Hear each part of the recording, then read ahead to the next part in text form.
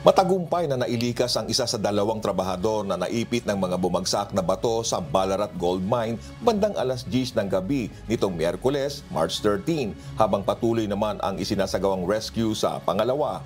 Nadala sa Alfred Hospital sa Melbourne ang trabahador na nagtamo ng lower body injuries. Kabilang din sa mga natrap ang 25 manggagawa na matagumpay na nakatungo sa isang safety pod ng gumuhong mine site na matatagpuan sa Mount Clear, Victoria. Ayon kay Victoria Police Acting Inspector Lisa MacDougall, nailigtas na ang grupo. Ipinarating ni Victoria State Premier Jacinta Alan sa mga manggagawa at apektadong mga pamilya nito ang kanyang pag-aalala.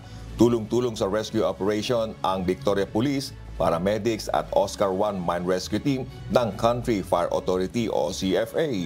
Ang Ballarat Gold Mine ay isang modernong underground mine at nag-ooperate sa City of Ballarat sa ilalim ng mga gusali, kalye at mga bahay. Bukas na ang minahan mula pa noong 1850s at patuloy ang operasyon sa kasalukuyan bagamat hindi ito bukas sa publiko.